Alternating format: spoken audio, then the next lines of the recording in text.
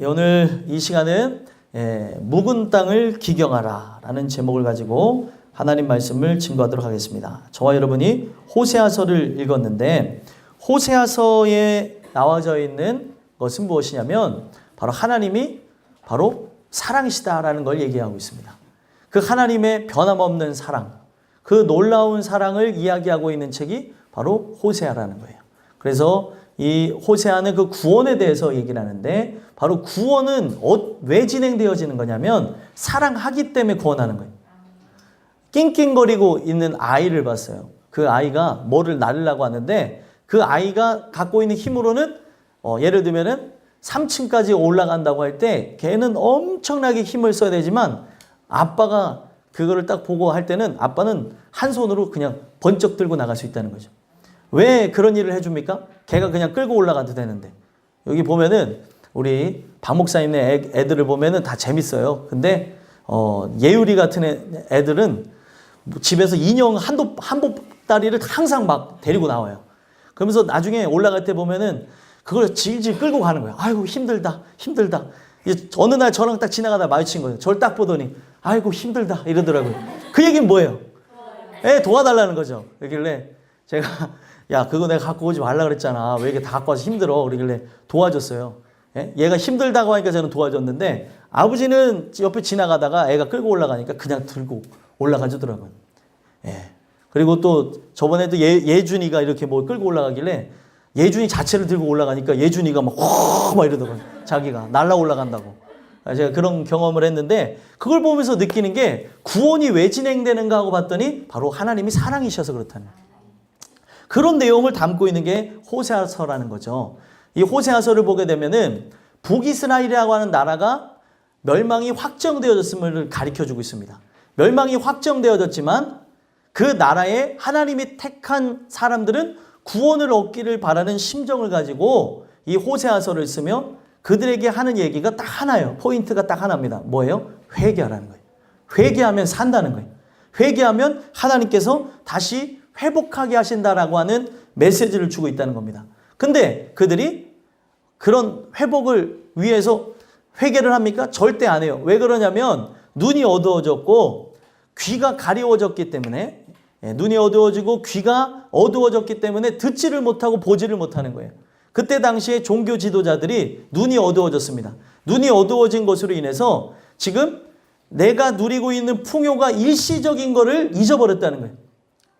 풍요가 계속되어지면 좋겠지만 지금 국제 정세가 바뀌는 상황이었어요. 예를 들면 왕권이 교체되는 상황에서 있다 보니까 지금 침략하기보다는 그 안에 나라의 문제들을 해결하면서 외세들이 침범해 오지 않은 거예요. 그랬더니 이 나라가 점점 더 자기네들이 힘이 강해지는 줄 알고 착각을 하게 되어진 거예요.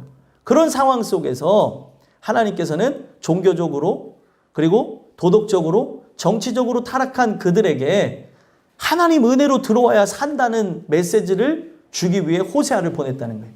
그래서 호세아를 보게 되면 그 가정사가 되게 안타까운 걸 보게 되어지는데 정말 그 음욕이 가득한 여인을 하고 결혼을 하게 됩니다. 그 여인에 대한 거를 보게 되면은 바알 신전에서 봉사하던 여사제였을 것이라고들 추정을 해요. 학자들이. 그러니까 그 여사제가 갖고 있는 게 뭐냐면 남자를 깨끗하게 하기 위해서 행음을 저지르는 일을 했던 사람이에요. 그런 사람과 어떻게 결혼을 할 수 있어요? 근데 하나님의 명령을 통해서 결혼을 하게 되어지고 그 결혼을 해서 살던 중에 그 여인이 자기의 음욕을 견디지 못하고 나가버립니다. 그리고 다른 남자하고 살아요.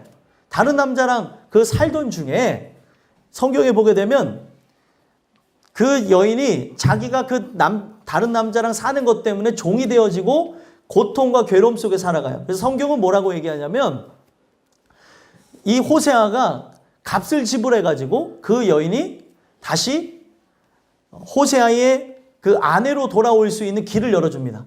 그 종된 것을 회복시켜주고자 돈을 다 지불해줬다는 거예요. 그러면은 어떻게 하기만 하면 되죠? 그 여인이 집으로 돌아오기만 하면 돼요. 근데 조건이 하나 있어요. 조건이 뭘까요? 다른 남편을 데리고 들어오면 안 돼요. 다른 남자를. 너무 쉽죠? 아니 근데 이게 진짜 우스운 얘기인데 성경이 그걸 얘기를 하고 있습니다. 왜 그러냐면 지금 집으로 들어오겠다는 거야. 안 들어오겠다는 건 아닌데 문제가 뭐예요? 지금 다른 남자도 같이 들어와서 살겠다는 거예요. 이게 말이 됩니까? 안 됩니까? 말이 안 되는 그런 상황을 그 호세아의 아내가 고집을 부리면서 뭐와 뭐의 이야기를 하고 있냐면 북이스라엘이라는 나라와 하나님의 관계를 얘기하는 거예요. 바로 북이스라엘을 상징하는 사람은 바로 호세아의 아내고 호세아는 하나님을 상징하는 거예요. 하나님이 바로 내가 예수 그리스도의 십자가의 죽음을 예비해 놔서 회개하고 돌아오는 자마다 다 구원해 주겠다는 거예요. 바로 이 호세아에서 이미 십자가가 예정되어졌음을, 십자가가 하나님의 시간에서 완성되어졌음을 가르쳐 줍니다. 단 십자가 밑으로 나올 때는 뭘 어떻게 하라는 거예요? 세상 남편을 두고 오라는 거죠. 세상의 것을 두고 오라는 거예요. 그러면 산다는 거예요. 근데 인간이 어떻게 해요? 교회 안에 들어올 때 같이 세상 남편과 같이 들어와요. 교회 안에 들어올 때 육신의 생각, 그리고 안목의 정욕, 그리고 이생의 자랑, 내 안에 부패한 본성을 갖고 그대로 들어옵니다. 그러면 말씀을 들으면서 내려놔야 되는데 그러려고 하질 않는다는 거예요. 나의 이성과 지성과 감성을 가지고 하나님과 함께 협상하며 살아가려고 하는 거예요. 있을 수가 없는 거죠. 창조주는 나의 생각, 나의 마음은 부패하였기 때문에 하나님의 생각의 통치, 하나님의 마음의 통치를 받기를 소망하라고 합니다. 내려놔야 사는 거예요. 근데 사람은 절대로 내려놓지 않으려고 한다는 거죠. 그래서 제가 왜 이런 배경에 대한 얘기를 해드린 이유가 무엇이냐면 이 북이스라엘에 대한 이야기가 과거 이야기가 아니라 현재 교회에서 일어나는 이야기들이라는 거예요. 이 현재 교회 안에서 내가 세상 남편을 내려놓지 않는다면, 또 세상 아내를 내려놓지 않는다면, 또 반대로도 생각해서 세상 아내를 내려놓지 않는다면 내가 한 몸이 되어져 있는 이 세상 것을 우리가 내려놓지 않는다면 살 수가 없다는 겁니다. 성경은 부부를 뭐라고 했냐면 둘이 연합하여 한 몸을 이뤘다고 하고 있어요. 그러면 하나님이 정해서 한 몸을 이뤄야 되는 존재가 있습니다. 근데 성경을 보니까 우상과 결합되어졌다는 거예요. 우상과 결혼을 해가지고 우상과 내가 한 몸이 되어진 거예요. 그래서 성경은 뭐라고 얘기하냐면 세상의 이 모든 것들을 버려야 된다고 얘기합니다. 근데 여러분 한 몸이 되어졌을 때 생각을 해보세요. 버린다고 하는 게 어떤 것을 얘기하는 거예요? 잘라내는 걸 얘기하는 겁니다. 고통스러울까요? 고통스럽지 않을까요? 고통스럽죠. 얼마나 고통스럽는데요. 죄가 씻겨져 나가고 죄에 대한 모든 근원이 파괴되어지는 게 고통스럽습니다. 괴롭기도 하고 그리고 참아야 될 때도 있고 우리가 수술할 때 어때요? 수술할 때 참아야 나의 회복을 볼 수 있는 거 아니에요? 마찬가지입니다. 몸이 잘라져 나가는 것과 같은 고통이 따르기 때문에 사람들은 그런 걸 원치를 않는다는 거예요. 그런 상황 속에 호세아가 계속 얘기하는 게 뭐예요? 하나님의 심정은 바로 나에게 이런 집안의 고통을 통하여서 돌아오라고 얘기하는 거예요. 세상의 것을 내려놓고 그러면 산다는 걸 얘기하고 있습니다. 오늘 이 호세아서의 전체적인 배경을 말씀드렸는데 오늘 본문은 특히 이 하나님의 징계에 대해서 선언해 주시고 그리고 회개하게 되어지면은 산다고 하는 이야기를 같이 하고 있습니다. 징계는 진행되어질 거예요. 심판은 진행되어질 것이지만 이 심판 안에 두 부류로 나눕니다. 징계를 받아서 기회를 얻는 사람이 있는가 하면 심판을 받아서 영영 기회를 얻지 못하는 사람이 있다는 거예요. 오늘 우리가 진짜 원하든 원치 않든 이 자리에서 하나님의 말씀을 들을 수 있는 기회를 얻은 게 복이에요. 이게 진짜 복입니다. 근데 복에 겨워서 복이 뭔지를 몰라서 차버리게 되면은 이거는 우리의 삶에 고통과 괴로움과 절망을 가중시킬 뿐이라는 거예요. 오늘 이 허락해 주신 이 말씀을 통해서 두 가지만 살펴보려고 하는데 여러분들 묵은 땅을 기경하는 은혜가 있었으면 좋겠어요. 성경에서 말하는 땅은 바로 우리의 마음을 상징합니다. 묵었다는 게 뭐죠? 묵었다는 게 오래됐다는 거잖아요. 쌀도 여러분들 작년 쌀 또 올해 쌀 다르죠? 햅쌀 먹을 때에 윤기가 흐릅니다. 몰랐는데 우리는 그 묵은 쌀이 어느 정도 또 햅쌀이 어느 정도인지 모르잖아요. 그 요오드 용액을 갖고 실험을 했더니 뭐라 해야 될까요? 이 쌀알이 다 부서져 가지고 영양이 다 날아갔다는 거예요. 사람들은 모르고 사 먹는 거죠. 그래서 건강하시려면 햅쌀만 먹어야 영양이 들어갑니다. 진짜예요. 그것 때문에 1년차, 2년차 된 걸 먹었더니 영양분을 하나도 흡수를 못하는 거예요. 그러니까 싼 것만 좋아하지 마시고 예, 좀 햅쌀도 좀 드시고 그러셨으면 좋겠어요.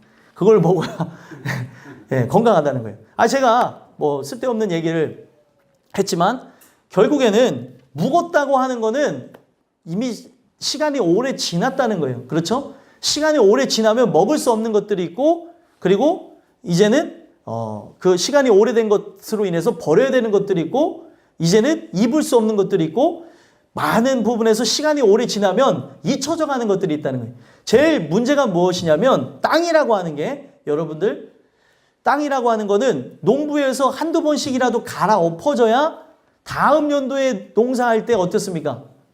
농사가 열매가 잘 맺어져요. 그거 가만히 두게 되면은 딱딱하게 굳는다는 거죠. 이 묵은 땅은 우리의 마음을 상징하는데 얼마나 계속 동일하게 그냥 익숙하게 지내다 보니 이 땅이 굳어졌냐는 거예요. 성경에 보게 되면은 이 길가 땅이 나오는데 사람이 하도 밟고 지나가니까 길이 나버리고 그리고 계속 밟다 보니까 어떻게 땅이 평평해지고 딱딱해지는 겁니다. 묵은 땅이 바로 그런 거예요. 오늘 진짜 주인이 있다면 주인이 있는 땅은 뭐예요?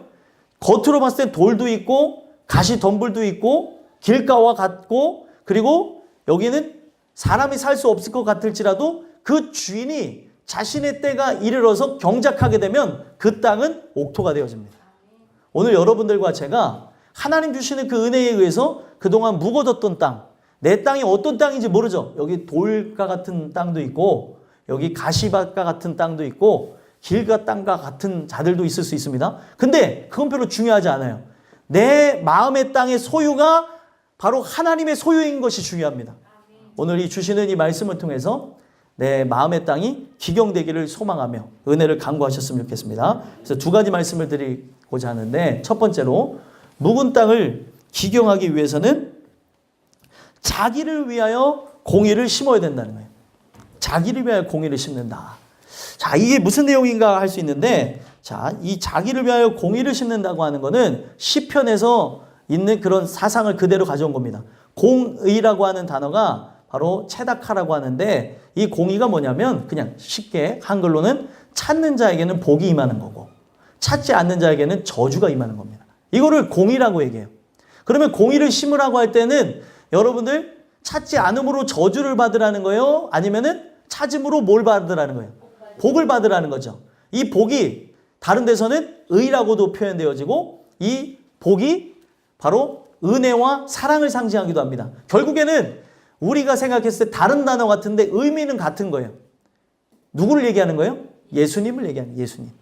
오늘 우리가 그 예수님이 필요하다라고 하는 것을 하나님이 은혜를 통해서 가르쳐 주십니다. 그 은혜가 우리에게 오지 않으면은 우리는 알 수가 없는 거죠. 그래서 먼저 9절에서부터 11절까지의 내용을 먼저 보시면 먼저 9절을 보시면 기부와 시대로부터 범죄하였다라고 하는 얘기를 해요. 기부와 시대라고 하는 거는 언제냐면 사사시대를 얘기합니다. 사사시대에 그 내용 중에서도 바로 사사기 19장에서부터 21장의 내용을 토대로 해서 얘기하는 거예요. 거기에 무슨 일이 있었냐면 레위인이 타락한 이야기가 나와요. 그 레위인이 사실 한 여자와만 결혼해야 되는데 첩을 뒀습니다. 그 첩을 데리고 여행을 가던 중에 그러니까 벌써 그 자체가 잘못됐죠. 그 안에는 나오지도 않아요. 거기 첩하고 여행을 가던 중에 그 기브아 지역에서 베냐민 지파의 깡패를 만납니다. 네, 베냐민 지파 깡패. 깡패는 옛날에도 있었어요. 그래서 그 깡패가 어떻게 하냐면 이 레위인의 첩을 겁탈을 해요. 근데 얼마나 겁탈을 하고 위협을 가했는지 밤새도록 그 여인이 겁탈을 당하다가 죽습니다. 그랬더니 이 레위인 족속이 분노를 하게 되어지죠. 나의 사랑하는 여인을 건드렸다는 거예요. 근데 이 내용이 좀 다소 잔인할 수 있는데, 이거는 이제 성경에서 필요한 부분이니까 들어보시면, 이걸 어떻게 해결해야 될까 하다가 그 죽은 여인을 토막을 냅니다. 그래서 12토막을 내가지고 각 지파에게 보내요. 내가 지금 이런 일을 당했다는 거죠. 여러분들 레위인 자체가 처음부터 잘못한 거죠. 그렇죠? 근데 그 잘못했다고 한다 한들 사람을 죽기까지 겁탈하는 건 더 잘못한 거죠. 그러면서 이것을 사람들에게 이런 말도 안 되는 일이 일어났다고 해서 지파에게 보냈더니 어떤 일이 일어났어요? 예, 전쟁이 일어납니다. 왜 전쟁이 일어났냐면 그 베냐민 지파 사람들이 그 깡패들을 데리고 와서 심판을 받게 하면 되는데 베냐민 지파 사람들이 어떻게 하냐면 깡패들을 보호해요. 그러면서 11개 지파와 1개 지파가 싸우는데 11대 1로 싸우면 누가 이깁니까? 11이 이겨야 되는 게 정석인데 그 1이 이겨버려요. 두 번이나 그들에게 패하게 되면서 생각하는 게 무엇이냐면 도대체 당연히 이겨야 될 싸움을 지는 거예요. 근데 여러분들 베냐민 지파 사람들이 되게 용맹하고 싸움을 잘합니다. 그래도 11대 1로는 지는 거는 말이 안 되는데 이유가 무엇이냐면 전쟁은 하나님 앞에 속한 건데 자기의 숫자를 믿었다는 거예요. 여러분들 전쟁은 숫자에 있는 게 아니라 바로 하나님의 능력에 있습니다. 그래서 마귀의 그 군대가 우리를 아무리 그렇게 힘들게 하고 연합군을 조성해서 별일을 다 일어납니다. 가정에서 막 연합을 해갖고 여러분들을 치고 들어올 수도 있어요. 그런 일이 일어난다 하더라도 두려워하지 말아야 되는 게 만군의 주 여호와가 우리와 함께합니다. 그래서 숫자에 있는 게 아니고 뭐에 있는 거예요? 바로 하나님의 능력, 하나님의 주권에 있는 거예요. 근데 숫자가 많으니까 하나님을 믿기보다 자신들을 믿었던 거죠. 그러면서 두 번을 패하던 중에 성경에 바로 아론 계열의 제사장이 영원하게끔 확정한 바로 아론의 아들 비느하스가 깨닫습니다. 그러니까 한 사람이 깨닫게 되는 걸 통해 여러분들 한 민족이 구원을 얻을 수 있어요. 한 사람이 중요하다니까요. 그 한 사람이 여러분들이 됐으면 좋겠어요. 가정에 한 사람씩만이라도 정신 차리면 가정이 온전해질 수 있습니다. 근데 문제는 뭐예요? 다 정신을 못 차리는 거예요. 정신을 차렸던 사람도 정신을 잃어요. 네? 집안에 일어나는 상황을 보게 되면서 막 이런 사람들 있잖아요. 아유, 내가 집에 들어오지 말아야지. 집에 들어오면 미쳐버릴 것 같아. 이러면 또 나가는 사람이 있어요. 아니에요, 여러분들. 우리는 진짜 하나님 주시는 은혜를 통해서 집안을 변화시키고 또 여러분들의 처한 그런 환경을 변화시키기 위해 들어가는 겁니다. 그렇기 때문에 정신을 잃으면 안 돼요. 깨어 있어야 돼요. 하나님의 은혜를 갖고 나가야 된다는 거죠. 근데 마귀가 하는 게 뭐예요? 정신을 잃어버리게 하고 거기에 타협하게 만들고 거기에 굴복하게 만들어버리는데 어찌됐든 지금 그런 상황 속에서 비느하스가 깨닫고 이거 뭘 잘못했다는 거예요? 하나님 앞에 제사를 드리지 않았다는 거예요. 하나님이 바로 우리의 주인 되셔서 일해 주셔야 되는데 우리가 우리 주권을 갖고 나갔다는 거예요. 그래서 하나님 앞에 그들이 이제 제사를 드립니다. 잘못했다고 하면서 제사를 드리고 전쟁에 나갔더니 어떻게 됐어요? 승리하게 된 거죠. 거기서 우리가 볼 수 있는 사건이 뭐냐면 이 베냐민 지파가 한 게 뭐예요? 베냐민 지파가 한 행동이 하나님의 질서를 무너뜨렸죠. 첫 번째는 레위인이 질서를 무너뜨렸어요. 한 사람과 결혼해야 되는 그 법인데 사실 두 사람과 결혼을 했어요. 그리고 자연스럽게 살았습니다. 질서를 무너뜨린 게 잘못이고 또 질서를 무너뜨린 다음에 해결하는 부분에서 더 큰 악으로 그거를 덮으려고 그랬다는 거예요. 그래서 여러분들 베냐민 깡패가 그런 살인을 저질렀습니다. 그러면 어떻게 해야 돼요? 베냐민 지파는 그 살인자들을 내줬어야 되죠. 형제의 죄악 자체를 그들이 묵인해버렸다는 거예요. 그래서 얘기하고 있는 게 기브아 시대로부터 이게 사사 시대에 있었던 그 레위인의 타락으로 인해서 일어났던 일로부터 범죄하더니 지금까지도 죄를 짓는다는 거예요. 지금이 어느 시점이냐면 그 사사 시대의 죄를 범하고 난 이후에 200년 내지 300년 지났을 때라는 거예요. 똑같이 죄를 저지르는 거예요. 똑같이 죄를 짓는 거예요. 그럼 여러분들 이때로부터 지금까지는 몇 천 년이 지났습니다. 지금까지 똑같이 죄를 질까요? 안 질까요? 저요. 근데 어떤 죄를 짓냐면 바로 똑같이 하나님의 질서를 무너뜨려요. 질서를 무너뜨리는 것으로 어떤 일이 일어나요?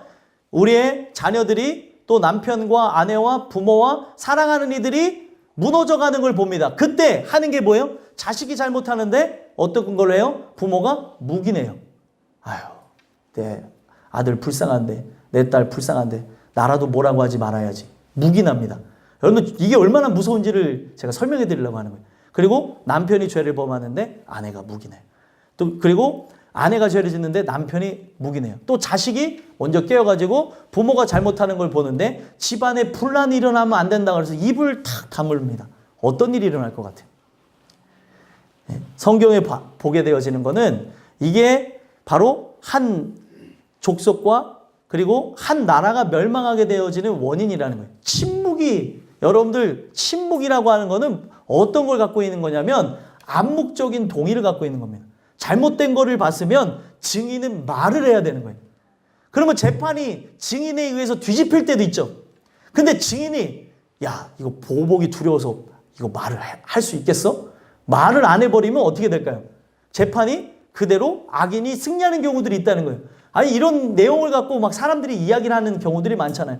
마찬가지로 이런 내용이 사사시대에도 동일하게 있었지만 이런 문제가 바로 북이스라엘 왕국 시대에도 동일하게 이루어지고 있고 오늘날도 그대로 이루어지고 있다는 걸 얘기하는 겁니다. 북이스라엘 왕국에는 어떤 일이 일어나게 되냐면 질서를 무너뜨리는 황금 송아지를 바로 두 곳에다가 안착을 시켜요. 바로 단이라고 하는 지역과 베델이라고 하는 지역에 황금 송아지를 안칩니다. 성전에 가서 제사를 해야 돼요. 근데 질서를 무너뜨렸는데 왕이 자기의 왕권을 유지하기 위해서 1년에 한 번씩은 그들이 대속죄를 진행해가지고 예루살렘 성전에 가야 되는데 이렇게 하다 보면은 어떤 일이 일어나는 거냐면 똑같아요. 북한 사람들에게 개방을 해서 남한에 자꾸 오게 되어지다 보면 남한이 좋은 걸 알겠죠. 그래서 체제를 이렇게 개방하지 않는 이유 중에 그런 게 있잖아요. 만약에 그들이 성전으로 그대로 가게 하게 되어진다면 어떤 일이 일어나게 될까요? 바로 남유다로 다 넘어가고 폭동이 일어날 수 있다는 생각을 한 거예요. 여로보암이. 그래가지고 이거를 어떻게 하면 막을까 하다가 베델과 단에다가 더 큰 제단을 설치하고 엄청나게 큰 송아지를 갖다가 황금 송아지를 갖다가 앉혀놓습니다. 그리고 레위인은 이거는 타고나는 거였어요. 바로 이 혈통에 의해서 결정되어졌는데 이 레위인이 혈통에 의해 결정되어져서 제사를 드려줘야 되는 건데 아무나 할 수 있게 하는 거예요. 지원자마다 다 하게 해주는 겁니다. 그렇게 되어지는 것으로 질서를 어지럽혀 놨습니다. 그때 무엇이 문제였냐면 북이스라엘에 거기에 은혜가 있는 사람들이 있었을까요? 없었을까요? 있었습니다. 침묵을 한 거예요. 깨어있는 사람들은 성전에 가서 제사를 했지만 결국에 대체적으로는 침묵을 했어요. 아유, 나 혼자만 신앙을 잘 지키면 되지. 어차피 구원은 개별적인 거야. 맞는 얘기 같은데 틀린 얘기예요. 결국에 그것으로 인해서 북이스라엘은 멸망하게 되어집니다. 바로 그 얘기를 하는 거예요. 지금까지 죄를 짓는 거나 그러니 범죄한 자손들에 대한 전쟁이 어찌 기브에게 일어나지 않겠느냐. 그래서 이게 희한한 게 200~300년 전에 일어난 일로 끝난 게 아니라 그때부터 죄를 져서 지금까지 똑같이 질서를 파괴하고 사람들이 그거를 묵인하고 하는 것으로 멸망으로 나가고 있다는 거예요. 이게 한 나라에게 진행되는 이야기지만 한 가정에도 동일하게 진행되어집니다. 죄악을 범하며 살아가는 자녀들을 보면서 죄악을 범하며 살아가는 부모를 보면서 그대로 묵인하는 거예요.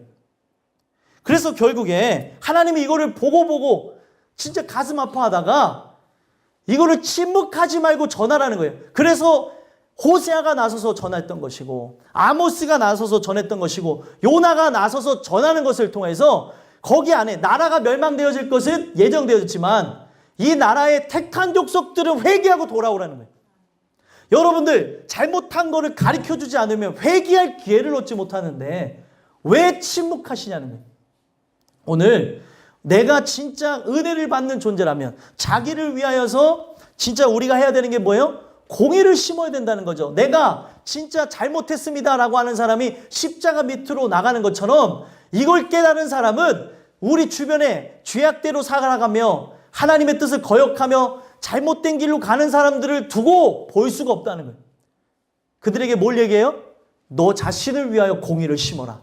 너 자신을 위하여 복을 받기 위해 하나님을 찾으라는 얘기를 한다는 거예요. 이런 것이 그들에게 일어나지 않는다면 은혜 받았다고 하면서 이런 마음들이나 이런 생각들이나 이런 긍휼의 역사가 나에게 없다면 영혼을 불쌍히 여기는 마음이 없다면 가짜라는 거예요. 불쌍히 여겨야 돼. 이것 때문에 막 괴로워하는 거죠. 이것 때문에 아파하는 거죠. 내가 대접받으려는 것 때문에 분노하고 아파하고 괴로워하는 게 아니라 다른 거 바로 진짜 그 예수님을 모르고 나가는 것 때문에 아파하는 거예요.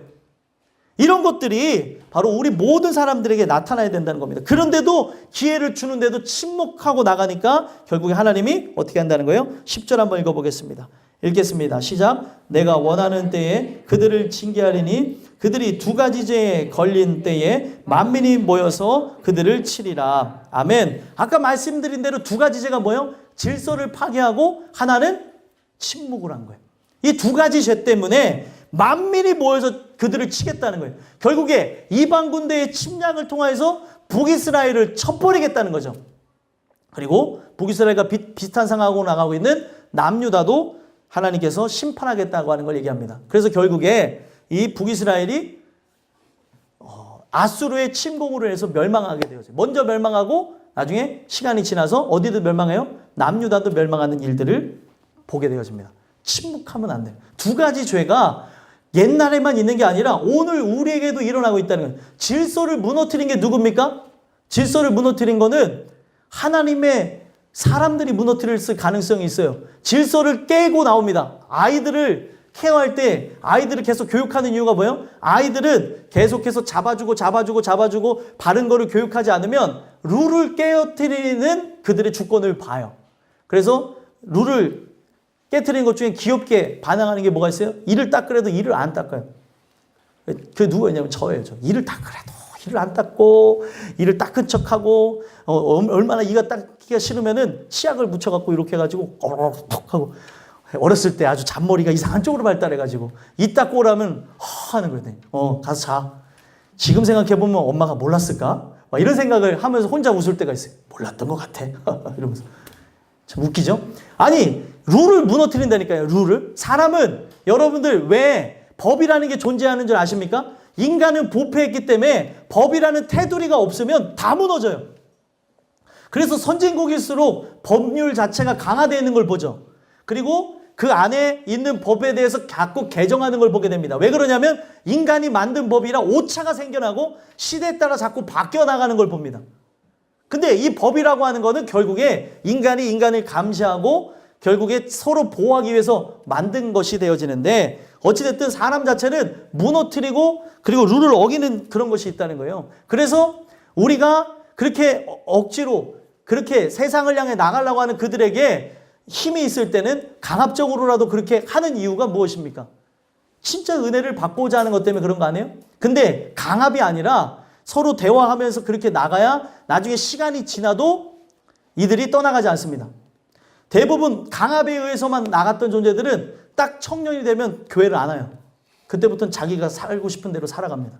그래서 은혜가 입혀질 수 있도록 그렇게 나가야 되는데 어쨌든 질서를 무너뜨리는 걸 바로잡기 위해서 해야 되는 게 뭐예요? 기도하고 말씀을 증거하고 해야 되는데 사람들은 그런 거를 무시하게 되어지고 이제 계속 하다 보니까 말을 듣지 않으니까 어떻게 해야 돼요? 부모 자식 간에서만 보게 되어지면 그냥 포기하는 경우가 있어요.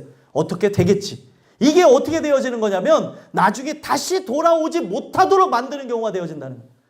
잘못한 거는 성경에 어떻게 하라고 합니까? 매를 들어서도 고쳐야 돼요. 그래서 매를 많이 맞는 아이들이 사람들에게 사랑을 받는다고 성경은 얘기합니다. 잘못된 거를 알면서도 그냥 묵인하는 건 사랑이 아니에요. 그렇죠.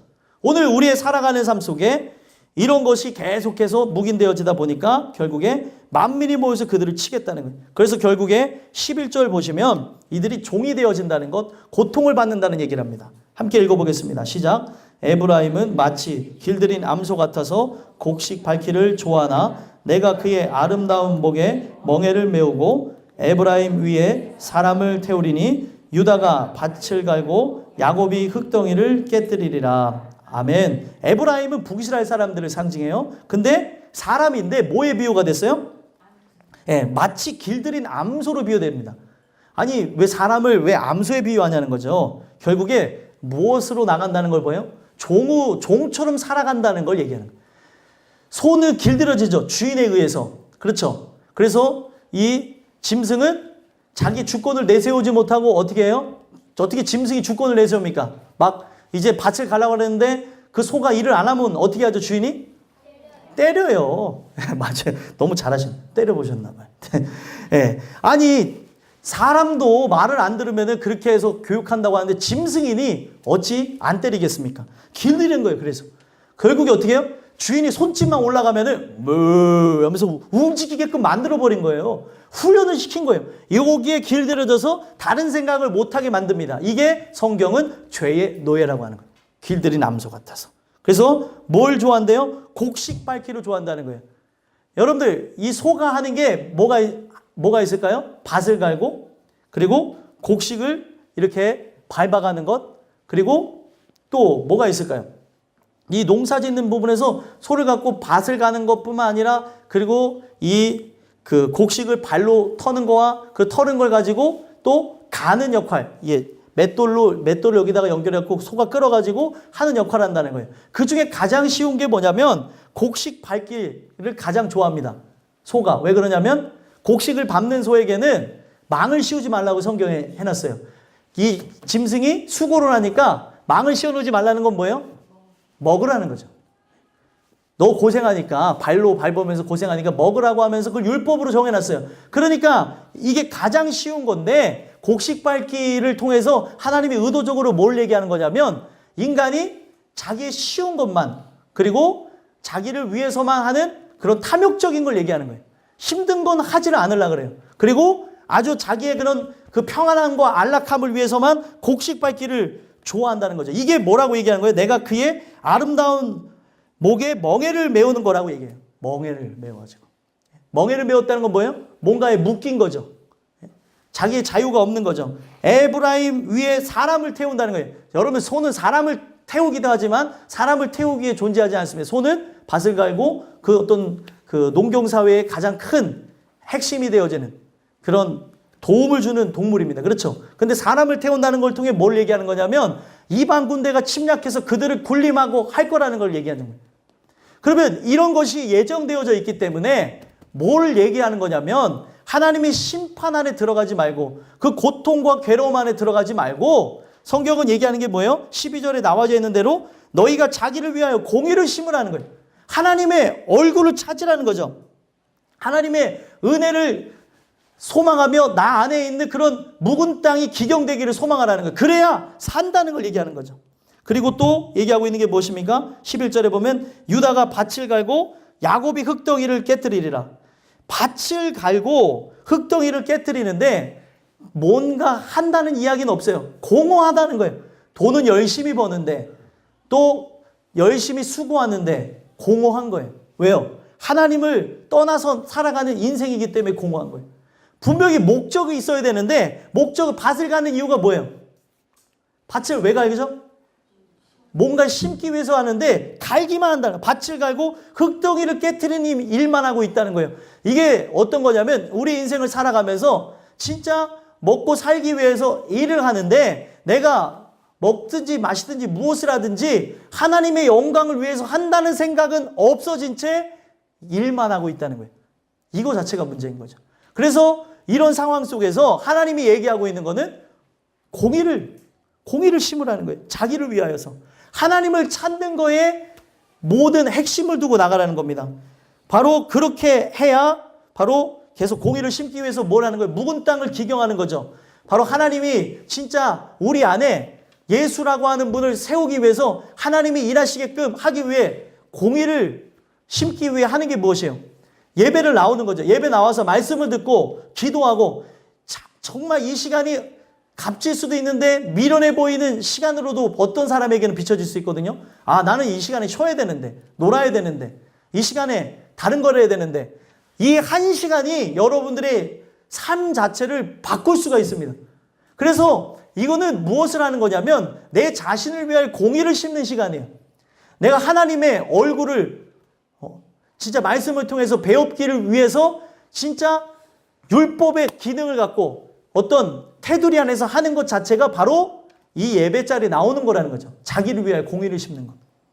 쉬워요? 쉽지 않습니다. 어떨 때는 예배 드리는 게 지루하고 어떨 때는 졸리기도 하고 예배 드릴 때는 또 이거 자체가 내가 다른 게 하고 싶을 때 오게 되면 짜증도 날 수도 있고 그런데 우리가 바로 심판으로 들어갈 거라는 것을 기억한다면 이 미련해 보이는 바로 하나님의 은혜를 통하여서 묵은 땅을 기경하기 위해 공의를 심는 것을 해야 된다는 거예요. 하나님의 얼굴을 찾는 자에게 성경은 뭐라고 얘기합니까? 나를 간절히 찾는 자가 만날 것이요.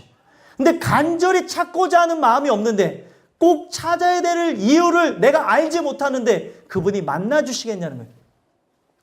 여러분들 어떤 사람을 만나고 싶은 그 마음에 정말 어떤 선수를 만나는 것도 마찬가지고요. 유명인을 만나는 것도 마찬가지고요. 내가 사랑하는 사람을 만나기만 하면은 진짜 어떤 일이 일어날 거라고 하는 내가 진짜 아픈 병에 걸렸는데 날 거라고 생각하는 사람들 중에 진짜 유명인을 만났는데 정말 만나고 싶은 마음에 소망하다 만났더니 병이 낫는 경우도 있습니다. 아니 그렇게 해서 만날 때의 가치를 느끼는데 여러분들 값어치를 모르는 사람에게 만남을 갖게 되어지면 어떤 일이 생겨나는지 아십니까? 이거는 내 시간을 버린다고 생각해요. 지금 하나님이 우리에게 은혜를 베푸시면서 우리에게 허락하신 이 기회의 시간 자체가 진짜 같이 마음이 동해서 온다고 한다면 말씀 하나하나가 진짜 나에게 귀중하고 나라고 하는 사람을 구원하기 위해서 이 모든 천지의 주제가 맞춰져 있고 나를 깨어나게 하기 위해서 이렇게 하고 있다고 한다면 정말 귀중한 시간이라는 거죠. 근데 그렇지 않은 자에게는 이 시간은 버리는 시간이에요. 1시간 내지 1시간 반을 버린다는 거죠. 오늘 여러분들과 제가 심판이 예정되어져 있다는 걸 무시하고 나가다가 멸망했던 북이스라엘 이야기를 통해 나에게도 심판은 예정되어졌습니다. 그러나 이 심판을 면할 대상자가 나인지 바로 하나님의 얼굴을 찾는 자들, 바로 공의를 구하는 자들은 결국에 하나님께서 그들을 결국 구원해내신다는 거거든요.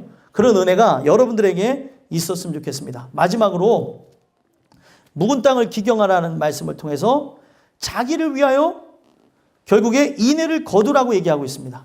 12절 한번 읽어볼까요? 읽어보겠습니다. 시작. 너희가 자기를 위하여 공의를 심고 인애를 거두라. 너희 묵은 땅을 기경하라. 지금이 곧 여호와를 찾을 때니 마침내 여호와께서 오사 공의를 비처럼 너희에게 내리시리라. 아멘. 자, 이 내용을 보게 되면은 공의를 심고 뭐를 거두라고요? 인애를 거두라는 거예요. 그러니까 내가 지금 예배드리는 이런 모든 행위 자체가 무의미한 게 아닙니다. 그래서 요걸 갈라디아서에서 뭐라고 하냐면 믿음이 오기 전까지는 뭐를 하라고 해요? 율법의 행위를 하라고 하죠. 그거를 이제 몽학선생이라고 합니다. 그런데 계속해서 그 율법 행위가 뭐냐면 예배 자리에 오는 거예요. 말씀을 듣고 기도하고 하는 이 답답한 것 같고 미련한 것 같은 이것을 통해서 믿음이 오게 되어질 때가 있다는 거예요. 그러면 믿음이 오게 되어지면 주체가 바뀝니다. 예전에는 억지로 드리는 예배가 은혜를 받게 되어지면 기쁨과 감사의 예배가 되어지고 그분이 나를 이끌어가면서 나가는 예배가 되어진다는 거예요. 그래서 공의를 심고 인애를 거두라고 하는 것은 인애는 바로 헤세드라고 해서 하나님의 사랑을 상징합니다. 진짜 하나님을 찾는 자에게 하나님이 어떻게 하시는 거예요? 우리에게 오셔서 바로 그 하나님의 사랑으로 뭘 하시는 거예요? 구원하신다는 걸 얘기하는 거예요. 인애를 거두라고 하는 것은 하나님이 구원하심, 하나님이 나를 회복하게 하심을 보라는 거예요. 하나님을 찾는 자에게, 하나님을 소망하는 자에게, 하나님을 의지하는 자에게 하나님은 그들을 결코 내버려 두지 아니하시고 우리를 구원해내신다는 걸 얘기하는 겁니다. 그래서 멸망이 예정되어져 있지만 하나님 앞에 나와서 살기를 소망하라는 거예요. 우리의 삶 자체가 죽음이 예고되어져 있죠. 그렇죠? 언제 죽을지는 몰라요. 죽음이 예고되어져 있지만 하나님의 은혜를 구하는 것으로 죽음으로 끝나고 죽음으로 멸망으로 나가는 것이 아니라 죽음 이후에 바로 새로운 세상, 저 영원한 그 천국을 소망하고 나가라는 거예요. 그래서 이 공의를 심은 자에게 바로 인애를 거두게 되어진다는 거죠. 그래서 여러분들 인애를 거두기 위해서 하나님의 그 귀한 사랑이 오기를 소망하며 계속해서 해야 되는 게 뭐예요? 찾는 거예요. 찾는 거예요. 묵은 땅을 기경하는 겁니다. 또다시 마음이 굳어지기를 원치를 않고 하나님의 그 은혜를 소망하며 하나님 말씀이 내 안에 들어오기를 원합니다. 그래서 제가 목회를 하면서 10년 이제 가까이 돼가는데 10년 동안 목회하면서 깨닫는 게 뭐냐면 연속 3주 이상 빠지게 되어지면 이게 그런데도 돌아온 사람들은 정말 특별한 은혜를 받은 거고요. 연속 3주를 빠진 상태에서 교회를 나올 때부터는 어떤 현상이 일어나냐면 서먹서먹해지고 그리고 또 말씀이 잘 안 들려지게 되어지고 그러니까 말씀을 듣던 빈도수를 줄이는 것만으로 반드시 티가 난다는 거예요. 사람은. 근데 사람은 참 희한한 게 그러면 은혜를 받기를 소망하고 그 은혜 안으로 들어가길 원해야 되는데 또다시 세상에 나갈 생각과 궁리를 한다는 거예요. 내가 더욱 은혜로 나가야 된다는 것, 세워져야 된다는 거에는 관심 없고 또다시 고통을 받았다는 걸 알면서도 세상에 나가는 걸 꿈꾸는 게 인간이라는 거예요. 오늘 여러분들과 저는 이 말씀을 통해서 보셔야 되는 게 뭐냐면 인애를 거둬야 돼요. 나에게 허락하신 그 인애가 바로 하나님의 그 기이한 사랑, 그 놀라운 십자가의 그 구속하는 역사가 일어나기를 소망하는 자들은 구해야 되는 거예요. 언제 주실지 모릅니다. 방법론이 아니에요. 방법론은 어떻게 하면 된다라고 얘기하죠. 레시피가 존재하는 이유가 무엇입니까? 레시피대로 하면은 음식이 맛있다는 거잖아요. 방법론이죠. 근데 꼭 맛없다고 하면 레시피대로 해도 맛없다는 사람들 보면 중간에 뭘 섞어요. 그래놓고 맛없대. 설탕을 건강을 위해서 들렀다든지 소금을 들렀다든지 그래서 맛없는 거예요. 시키는 대로 해보세요. 맛있어요. 갑자기 요리 전문가처럼 요리를 공부하나 하겠지만 아니 방법이 있다니까. 그 방법대로 하면은 맛있다라고 하는 게 결론이 났는데 오늘 우리가 예수 믿는 거는 방법이 있어요 없어요? 방법이 있는 것 같아요? 아니 내가 예수를 만나기 위해서는 이렇게 해야 만난다는 얘기는 없잖아요.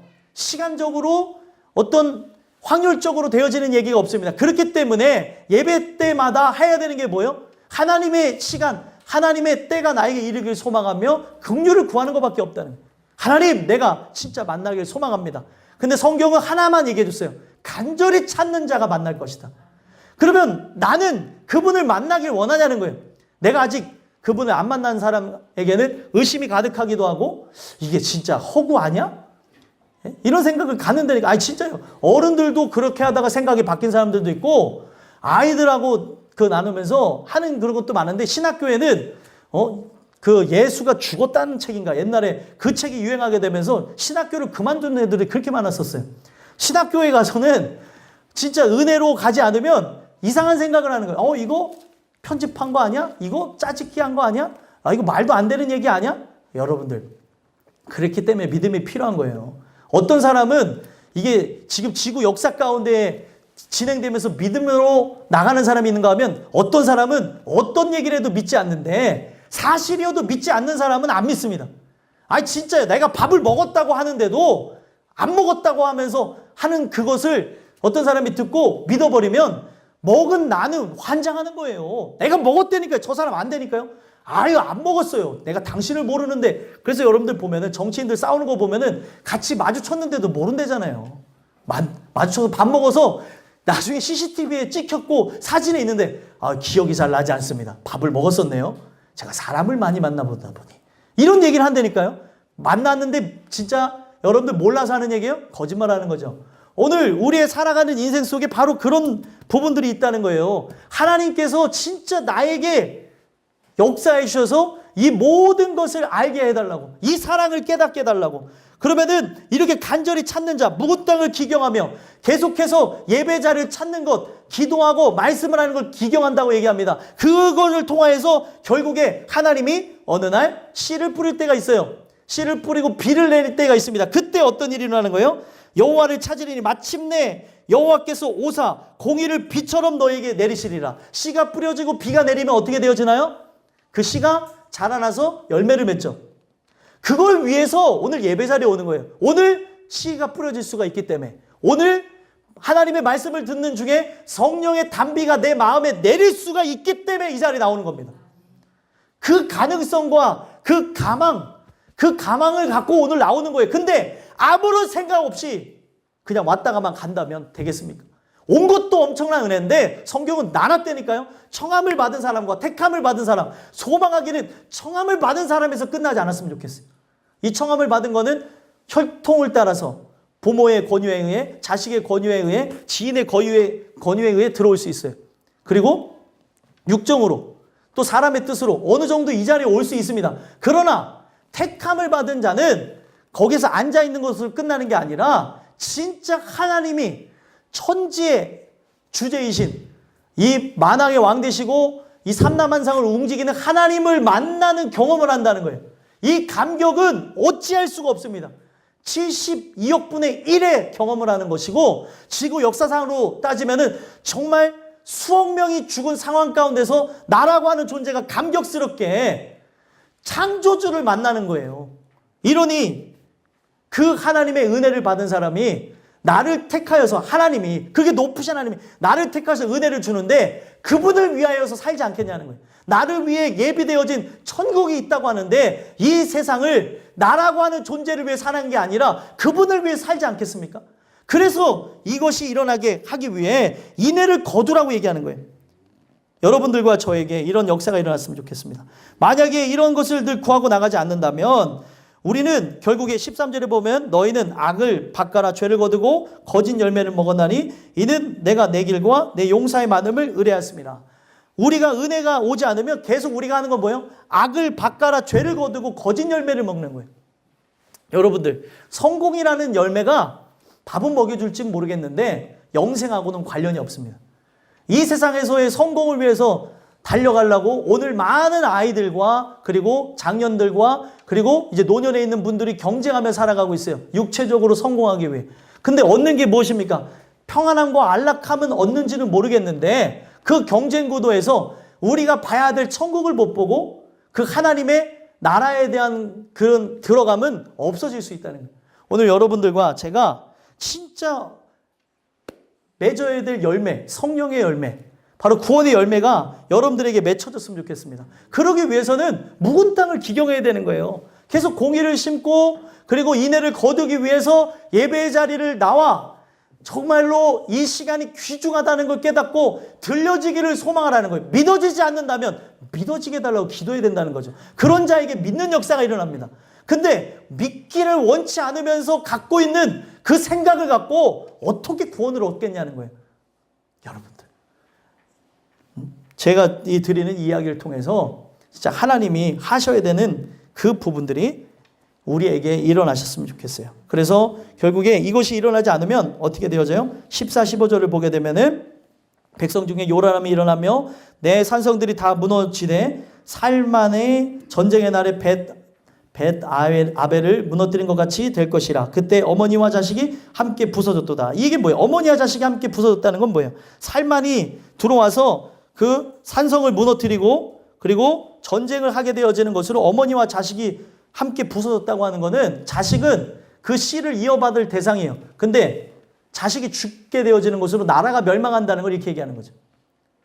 남자 한 사람만 있다고 해서 되어질 게 아니라 남자는 전쟁에 나가서 죽고 그리고 그 어머니도 그 전쟁에서 죽고 자식도 죽음으로 멸망한다는 걸 그렇게 얘기를 하는 겁니다.